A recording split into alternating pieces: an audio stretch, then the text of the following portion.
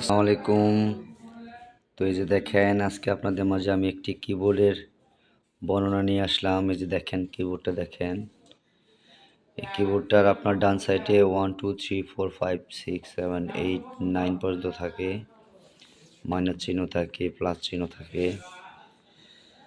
এই যে দেখেন এখানে ABCD লেখা আছে।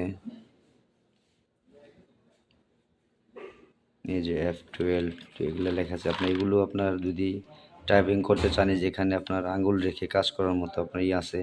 এখানে একটা আঙ্গুল থাকবে। ডান হাতের আঙ্গুল, বাম হাতের আঙ্গুল, এটা হলো আপনার ডান হাতের আঙ্গুল দিয়ে থাকতে হবে আর কি। যদি আপনারা টাইপিং শিখতে চান তাহলে অবশ্যই আমার কমেন্ট বক্সে জানাবেন। আপনাদেরকে আমি এই টাইপিংগুলো শিখিয়ে দেবো, কীভাবে টাইপিং করলে আপনারা অতি দ্রুত টাইপিং করতে পারবেন এবং সহজে আপনারা নিজেদের কাজগুলোকে হাসিল করতে পারবেন।